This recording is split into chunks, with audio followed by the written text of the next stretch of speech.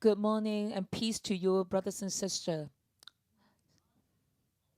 So today we would like to talk about Proverbs chapter 19. So the title is So the true pure wisdom is awesome. Actually, the wisdom will be manifested through our lives, through our hearts. It will reflect our attitude, our mindsets, and it will be reflected through our deeds and behavior. Okay, actually, when we are living in this world, we are really subject to a lot of temptations. And we are subject to a lot of influence of this world. Maybe we are affected by the finance, or we might be affected by our friends. We are subject to a lot of worldly influence, but be a man of wisdom, he must have a pure heart. He is complete. So, shall we take a look at the first paragraph? That is from verse 1 to verse 3. So, our wisdom is reflected through our personality, our character. So, it's better to be poor and honest than to be dishonest and a fool. Actually, the poor and the actually the poverty and the wealth actually can manifest the importance of the purity. So we can say that, oh, this is the rich and this is the poor. So be the poor, but if even though he is very poor, but if his heart is complete and blameless, then he is much better than the person who is a fool, even though he is very rich. So the foolish and the dishonest persons means the persons who got the perverse lips. He speak of the distorted words. So it's the same that. So the behavior actually is more important than the words. So it means that the purity and completeness is more important than wealth. So the wisdom is reflected through our character. So, and in the verse 2 now.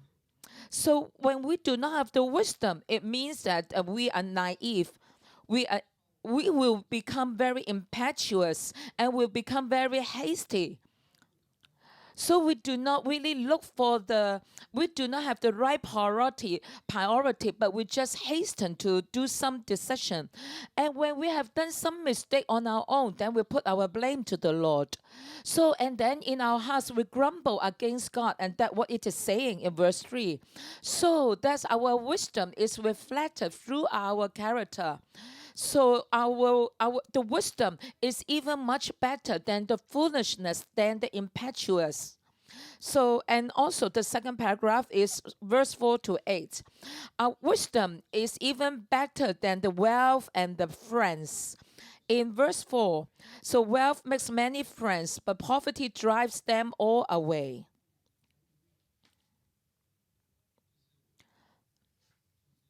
That is, so when we are in this world, sometimes we will observe some conditions in this world. We might think that, oh, those people who have a lot of friends, it seems to be very good. So you might envy, you might be very jealous of him having so many friends. And how come he can have so many friends? Oh, maybe because he is very wealthy, so that's why he has so many friends. So that's why. So you might think that wealth is very important. So you might think that wealth is very important. So the foolish man might think that wealth is very important. Because why? Because when you have wealth, you have friends. So that's why in verse 4 to 8, it's saying that wisdom is more important than wealth. Okay, so when we talk about the wealth, you might think that it's very worldly to talk about wealth. So sometimes we might think that, let's take a look, verse 6. Yes, you might have a lot of money. Yes, you can give a lot of money. Yes, if you can give a lot of money to people, if you can give a lot of gifts to people, a lot of people will come to you as your friends. If you can give a lot of gifts to people, a lot of people will come to you as your friends. You might think in that way. As the foolish people, you really think that if you really want to have a lot of friends, I need to give money to people. I need to give a lot of gifts to people. So you see, if you have money, you have friends. So what about the poor? So what about the poor? You might think that, especially for those who are very foolish, the poor people, the man would not like the poor people. They will drive away the poor people. So so so in terms of the money, we are always in the loop. In verse 8, it's saying that to acquire wisdom is to love yourself. So people who cherish understanding will prosper. So what it's saying is that we should be seeking after wisdom. When we acquire wisdom, that is to love ourselves. And when we acquire wisdom, then we will be blessed. We will have prosperity.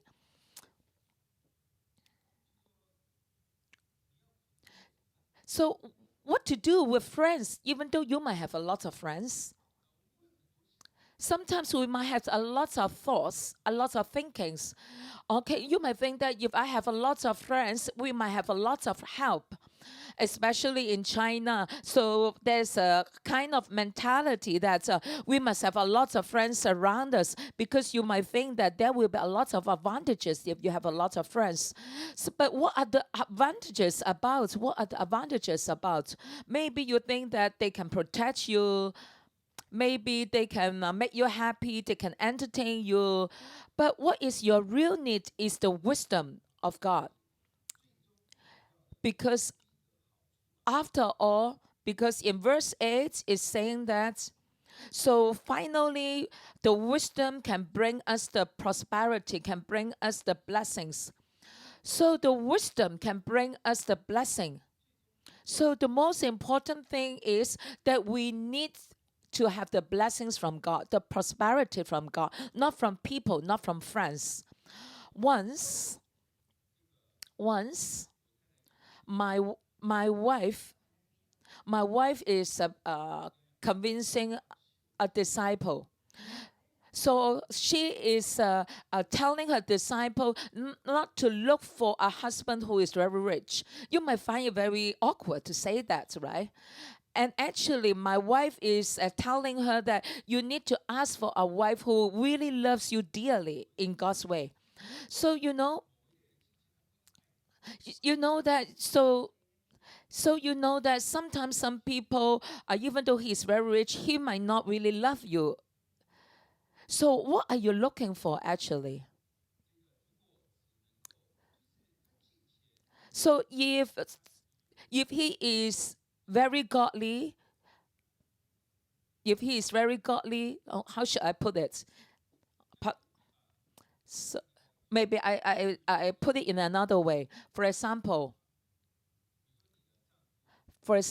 you would like, for example, your husband is a high ranked government official. So maybe he cannot stay at home quite a lot of time. Is it what you want? So you have to think clearly. A lot of times, a lot of times, so a lot of time we need something which is very indirect. We might think that, well, wealth is very important even in the relationship. You might think that having a lot of friends is very important. But sometimes somehow the destructions, the ruins might come from our friends. For example, maybe the friends will tell you you should have certain kind of investment, but it turns out that the investment is bad. It's a kind of ruin to you. So you know that. So when we ask for friends, we must have the friends who are godly. So it is not talking about how many friends you have. So in the same thing, when we ask for a husband, we are not asking for a husband who is very rich and wealthy. We are asking for a husband who is worldly, who is really growing in the Lord. So the real thing that we need is not the money, is not the friend, is the wisdom from God. Because the wisdom from God can really bring us the blessings, can really bring us the prosperity. So this is the main points that we need to grasp hold of. And then from verse 9 to 14. Okay, so usually the last verse of each paragraph is the focus, is the emphasis. So when you take a look at the verse 4 to verse 8, the verse 8 actually is the conclusion to this paragraph. So the conclusion is found in the verse 8. So that is to acquire wisdom is to love yourself. So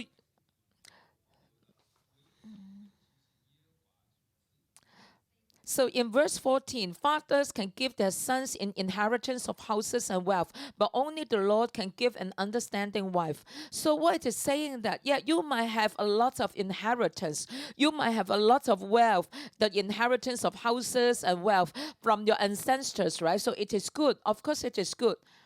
But the understanding wife is even much better. So the understanding wife is different from the wife that we talk about in yesterday in Proverbs 18. So because yesterday the scripture actually doesn't really talk about the words understanding, but here in verse 14 the scripture really tells us that that is the understanding wife. So what is the understanding wife? That is the wife with insights. That is the wife with God's wisdom. And the wife with the insights, with the understanding, is the wife given by the Lord. So the understanding wife is more important. So from verse 9 to verse 14, I will call it that the understanding wife is much better than anything, because an understanding wife can become our helpers. She can really help us. If she cannot help us, especially to a husband, so then a lot of problems will arise. So your way will become very crooked. So it's, actually men really have a lot of problems. Husband really got a lot of problems. They need help of their wife. And then in verse 9, so somehow we lie. Somehow we will give a false witness. So why do we give a false witness? Maybe because we would like to seek a kind of advantage or benefits in terms of money. Maybe when we give a false witness, then I might have some benefits. But we need to say no to it because we cannot do it. Because you know that because why? Because if you don't give the false witness, you might put yourself in the danger. Then what should a man do when we face this kind of situation? Then we just stay silent. We do not say a word. But if you stay silent, if you don't say the right words that you should be saying, then it is not right for you. Maybe because you have the fear, and at the same time you are very scared, or at the same time you are running after the finance. So that's why you give a false witness. And in verse 10, so there is too much luxury, there is too much celebration. See, of course, celebration party is very good. But if you go too much, if you go excessive joy for yourself, that it is not good. So it is quite impossible. It is not right for a slave to rule over princess. So definitely, it is using a kind of a wicked way, an illegal way to get this kind of position so that you can rule over the prince, right? It is not right. And also in verse 11, you have the hot temper, that you get angry very easily and you cannot forgive people. Then it will end up that you have a lot of problems. And then what will happen? And what will happen to your family? And even your sons will have the problems. In verse 13, a foolish child is a calamity to our father.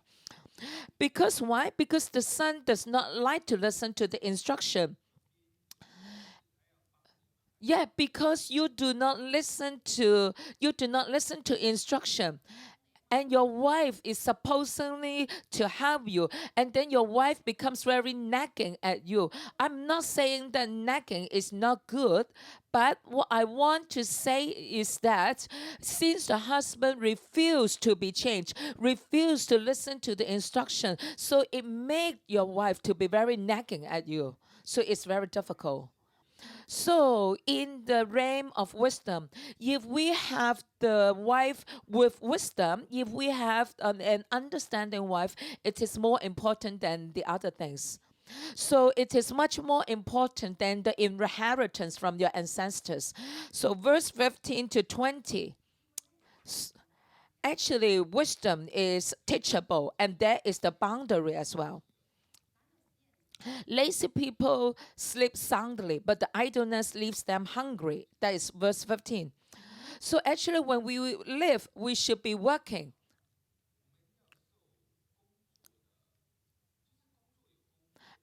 Actually, the job has its requirements, has its demand.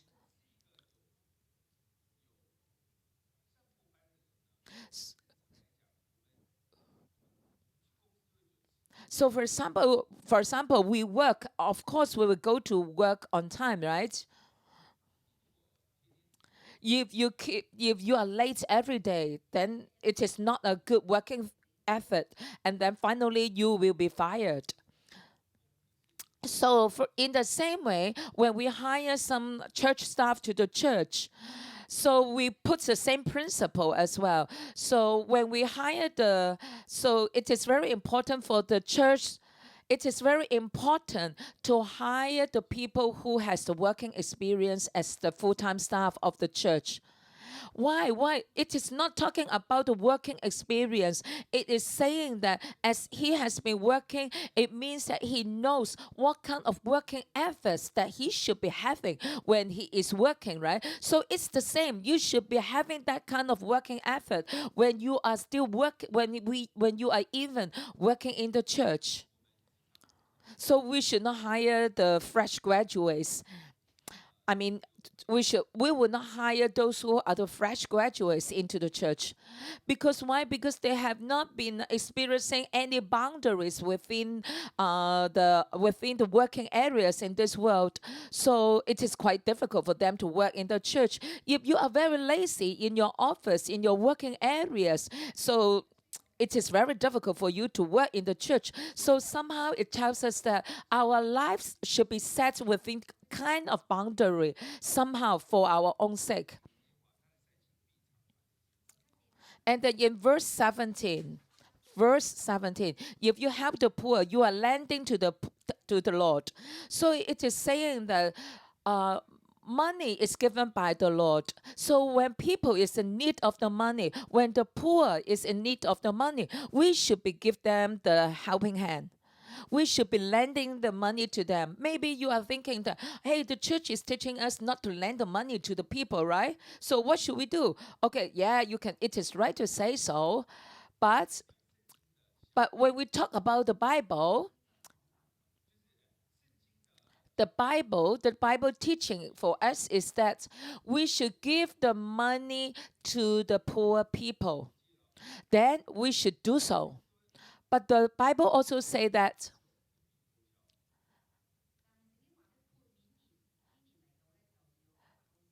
but the Bible also but the Bible also say that every 7 years that we should cancel the debt. So, for example, in the fifth year, you lend the money to somebody, right? But after 2 more years, that is the 7th year already. So you can cancel the debt.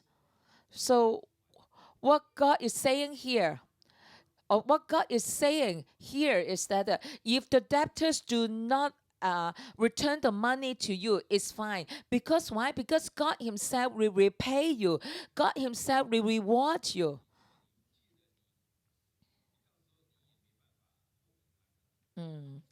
So, but in terms of from the perspective of shepherding, of discipleship. Okay, if your sheep, if your cell member asks you for a big lump sum of money, will you do it? Will you really lend it to him? You have to think that, okay, whether you can cancel this debt if he cannot repay the money to you finally. So that's why we need to be wise. So that's why we need to be wise.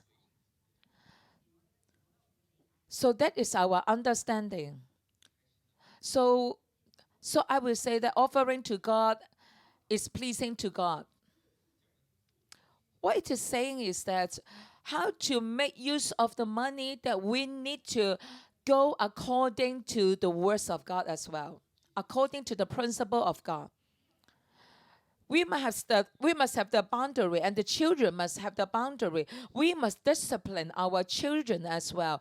If we do not discipline the children, one day they will die. Their hearts will die. Especially when your children go into the secondary school, the fathers need to spend more time with the children.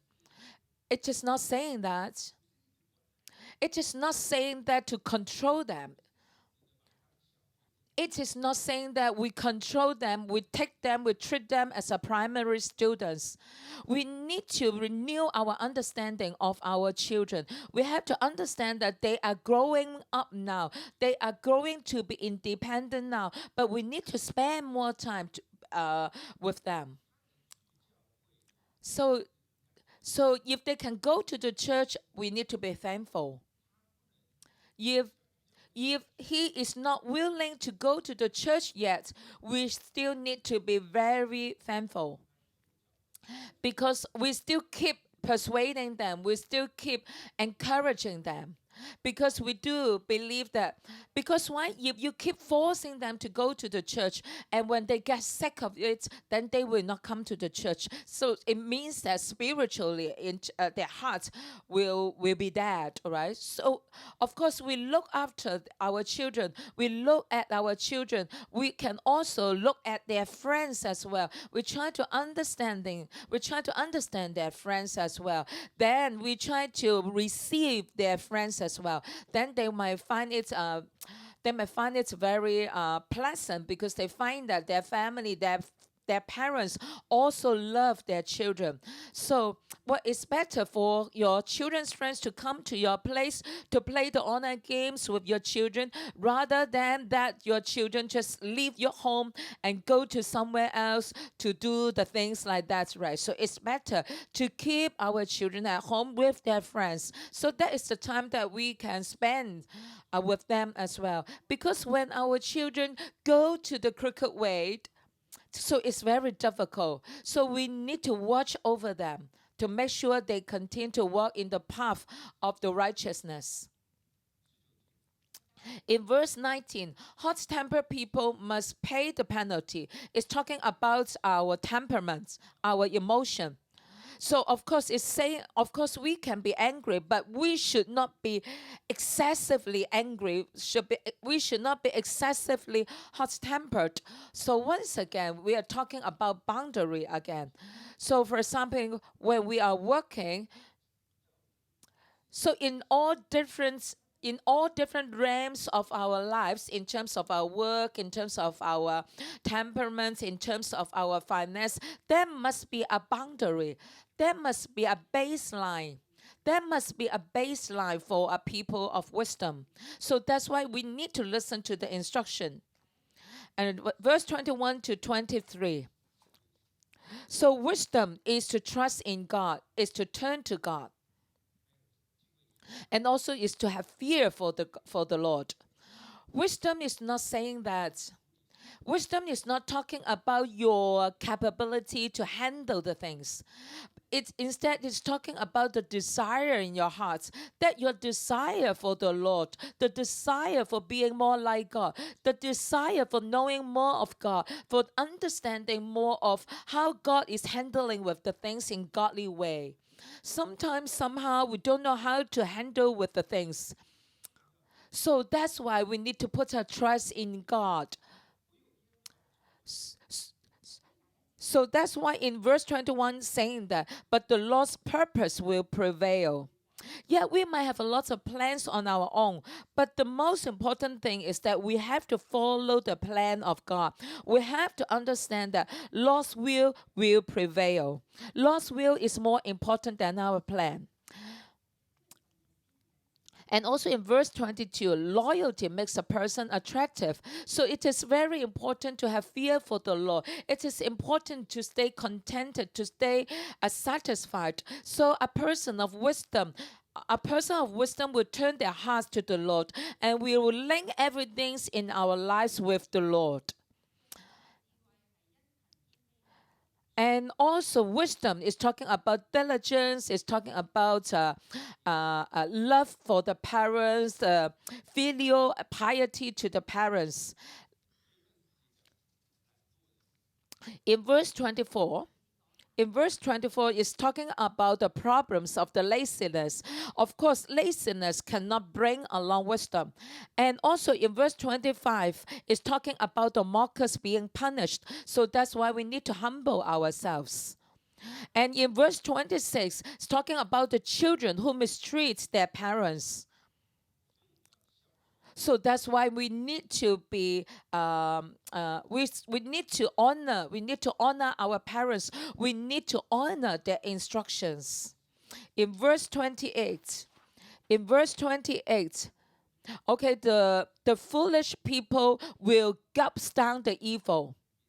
So it's saying that we should not be like the foolish. Otherwise, it ends up that we will get down the evil ourselves. So it's saying that so being lazy is wicked. Being mockery is wicked. Dishonoring your parents is wicked. Not listening to instructions to the laws of God is wicked. So that's why I need to ask God for help. So be a person of wisdom. Their heart is complete and pure. So, and whatever behaviors and whatever words coming out from his life should be very complete and blameless as well. So, for the rest of their lives, I mean, the lives of the blameless, the lives of the people of wisdom, their lives will not be distorted just because of the money of his friends. And that's the boundary in his lives. He will not go across the boundaries of God. He is teachable. He is willing to listen to the instructions of the Lord. He is willing to flow with the principles of the words of God. He is willing to listen to the advice of his understanding wife. He is willing to be helped by the wife. And this is all the help from the Lord. Especially for the man, you have to understand that your problem, you have to understand your problem. You have to know your problem. Sometimes we might think that our wives cannot really help us. Maybe some husbands might have this kind of mentality. Maybe but the fact is that you just refuse her help because of your pride. Or maybe in the areas that you really want your wife to help you, but it happens that your wife is not very good at that area. So if I am frank, it means that some of the husbands might think that your wife cannot stay in tune with you in all aspects of your lives. So that's why you think that your wife cannot really help you. So let us really ask God to help us. Let us worship God.